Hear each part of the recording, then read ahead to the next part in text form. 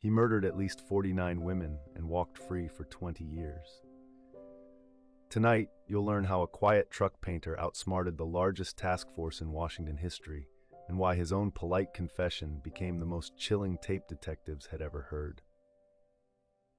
On the afternoon of July 15, 1982, two boys riding their bicycles across the Peck Bridge in Kent, Washington, glanced down into the murky water of the Green River. What they saw at first looked like a mannequin, pale and still, drifting against the reeds. It was not a mannequin. It was the body of Wendy Lee Caulfield, 16 years old, strangled and dumped like refuse. Within weeks, more bodies surfaced in the same stretch of river. Marcia Chapman, Cynthia Hinds, Opal Mills, all of them young, all of them strangled, all of them tied in death to a killer who would haunt the Pacific Northwest for 2 decades. The press christened him the Green River Killer. The police had no idea they were chasing a man so ordinary, so forgettable, that he would walk past them again and again, smiling. To understand the scale of what happened in King County, you have to understand the Strip.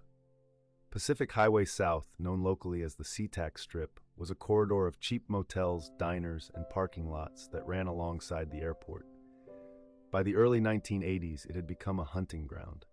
Vulnerable women, many of them teenagers, many of them working as prostitutes to survive, would step into cars and never return home. Their disappearances often went unreported for days, even weeks. Families assumed they had run away. Police treated them as transients.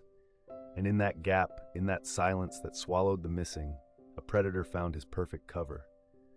He understood the cruel arithmetic of indifference. He knew that if no one was looking, no one would find them. The man behind the killings was Gary Leon Ridgway. Born February 18, 1949, in Salt Lake City, Utah, he grew up the middle of 3 boys in a household marked by tension. His mother was domineering, his father a bus driver who reportedly complained about prostitutes working near his route. As a child, Gary was a bedwetter into his teens, and his mother allegedly humiliated him over it, an experience that some psychologists would later argue planted the seeds of a confused, resentful relationship with women. As a boy, he stabbed a 6-year-old neighbor with a knife and, according to his own later admission, felt curiosity rather than guilt when the child survived. He scored low on IQ tests, struggled in school, and was held back. But what he lacked in intellect, he made up for in patience and cunning. He was, in the truest sense, a man who blended in. In 1969, Ridgway joined the Navy, served in Vietnam, and contracted a venereal disease from a prostitute. Some investigators believe this experience deepened his hatred toward sex workers. He returned to Washington, married 3 times, fathered a son, and held a steady job for over 30 years as a truck painter at the Kenworth plant in Renton. His co-workers described him as quiet, religious, sometimes overly talkative about the Bible. He read scripture on his lunch break. He attended church. He knocked on neighbors' doors to discuss Jesus. And in the evenings and on his days off, he cruised the Strip looking for women. By late 1983, the body count was climbing at a pace that paralyzed investigators. The Green River Task Force was formed, and a young detective named Dave Reichert, who had been one of the first officers on the scene at Wendy Caulfield's body, became one of the lead figures in the hunt. The task force would eventually balloon to over 50 investigators, supported by the FBI, including a young profiler named John Douglas, who flew in from Quantico to build a behavioral sketch of the unknown subject. Douglas predicted the killer would be a white male in his 30s, blue-collar, sexually inadequate, with a deep-seated hatred of women, especially prostitutes. He would be familiar with the dump sites. He would revisit them. He would, Douglas warned, be hiding in plain sight. The profile, in retrospect, fit Gary Ridgway with disturbing precision. And Ridgway was, in fact, on the radar. In 1983, a woman named Marie Malvar disappeared after being seen getting into a pickup truck. Her boyfriend followed the truck and lost it near a house on a quiet residential street. He returned with Marie's father and her brother, located the truck, knocked on the door of the house, and were met by Gary Ridgway. Ridgway calmly told the family he had never seen the woman. The police were called. An officer interviewed Ridgway, accepted his denial, and left. Marie Malvar's body would not be found for another 20 years. It is one of the most haunting near misses in American criminal history. Ridgway was interviewed by detectives multiple times throughout the 1980s. He took a polygraph test in 1984 and passed. This single result became one of the most damaging missteps of the investigation, because once a suspect clears a polygraph, the institutional momentum to pursue him collapses. Detectives moved on to other names. There were hundreds of suspects. There was a man named Melvin Foster, a taxi driver who became the public face of the suspect list, and whose life was effectively destroyed by the suspicion, though he was never charged and was, in fact, innocent. There was even a brief moment when investigators consulted with Ted Bundy, then on death row in Florida, who offered insights into how this killer might think. Bundy's chilling theories about returning to the bodies, about having sex with the corpses, would later prove eerily accurate. Between 1982 and 1984, Ridgway's killing pace was extraordinary. He later confessed that during this period, he sometimes murdered multiple women in a single week. His method was consistent and cold. He would pick up a woman on the strip, sometimes showing her a photograph of his young son to seem trustworthy, sometimes mentioning a wife at home. He would drive her to a secluded spot, often his own house when his wife was away, and during intercourse, he would strangle her from behind, first with his hands, then later, after he developed bruises on his fingers that he feared would expose him, with ligatures. He dumped the bodies in clusters in wooded ravines along riverbanks in remote forest patches off Highway 18. He created what he himself called clusters, areas where multiple victims lay, and he sometimes returned to those clusters to have sex with the corpses, exactly as Bundy had predicted. The victims must not be reduced to statistics. They were daughters, sisters, mothers, friends. Opal Mills was 16 years old, Wendy Caulfield was 16, Deborah Bonner was 23, a young mother. Marcia Chapman was 31 and had 3 children. Carol Christensen was 21 when Ridgway dressed her body in macabre staging, placing a fish on her neck and a bottle in her hand, a taunt to investigators. Many of the victims came from broken homes, foster care, or had run away from abusive situations. They were not throwaway people, though for too long society and even law enforcement treated them that way. Their families spent decades not knowing. Some mothers died before their daughters' bodies were ever identified.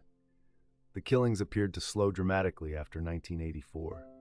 The task force shrank. By the 1990s, the case had grown cold in the public eye, though detectives like Tom Jensen quietly kept the files alive, refusing to let the names fade. The breakthrough, when it came, was not the result of a confession, a tip, or a witness.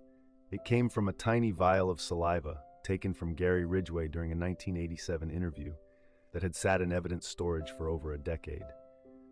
In 2001, DNA technology had finally caught up with what the killer had left behind.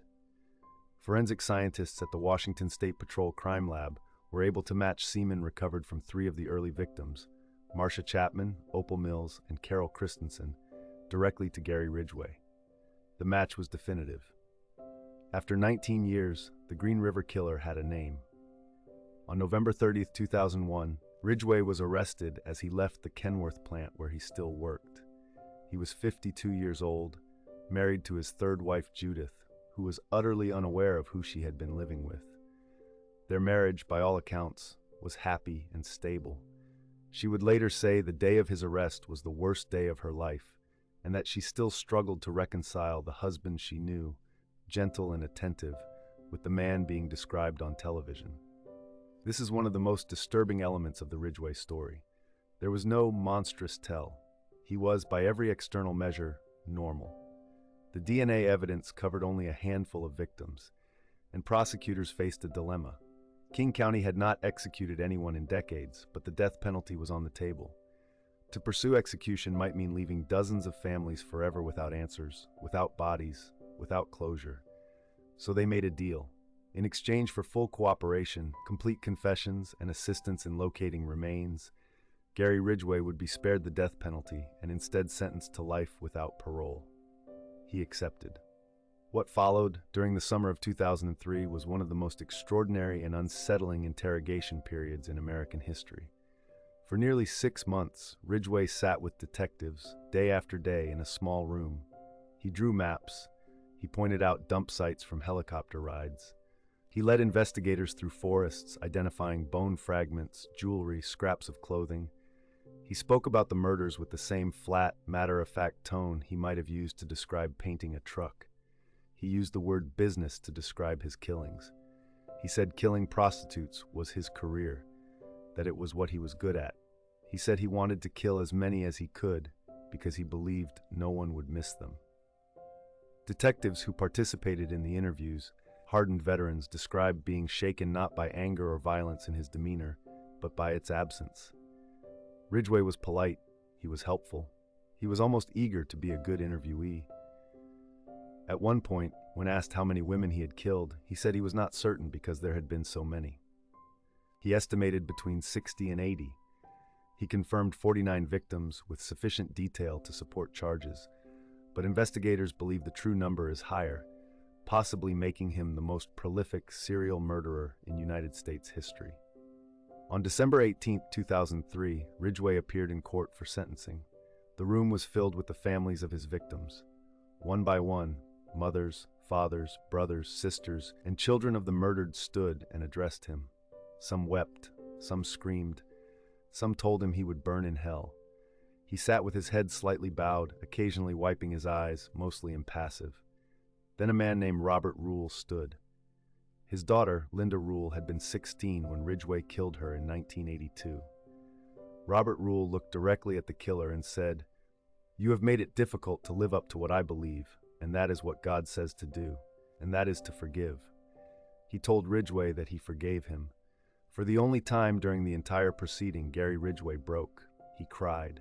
Whatever empathy he had buried somewhere inside him, this single act of grace reached it. It remains one of the most powerful moments ever recorded in an American courtroom. Ridgway was sentenced to 48 life sentences without parole, plus an additional 10 years for each victim to account for tampering with evidence. He was sent to the Washington State Penitentiary in Walla Walla. Later, in 2011, he confessed to a 49th victim, Rebecca Marrero, whose remains had been found in a ravine. He has continued, sporadically, to provide information about other possible victims, though investigators remain skeptical about which of his claims to trust. The legacy of the Green River case is complicated and painful. It exposed how indifferently the system treated marginalized women, how the disappearance of a sex worker was often filed away and forgotten. It demonstrated the limits of profiling and polygraphs, and the catastrophic consequences of a single misread interview.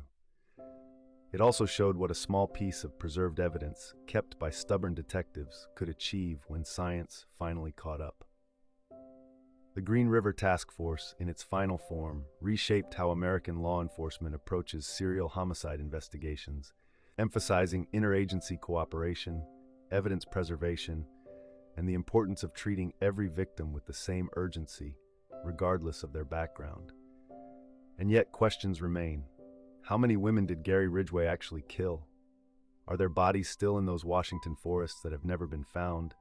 Families who still wait for a phone call that may never come? Investigators believe the true number could exceed 70. Ridgway himself has said he lost count. He sits today in a small cell, a quiet man who reads, who paints, who is described by guards as well-behaved.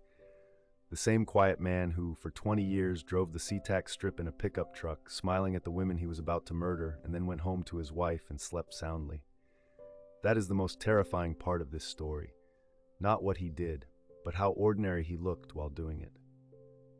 If this case shook you the way it shook us, do one thing right now. Subscribe to Dark Cases and turn on the bell, because next week we are opening a file you have never heard before, and you do not want to miss it. Like this video, share it with someone who studies true crime, and leave a comment with the name of a victim you want remembered. Their names matter. Say them out loud.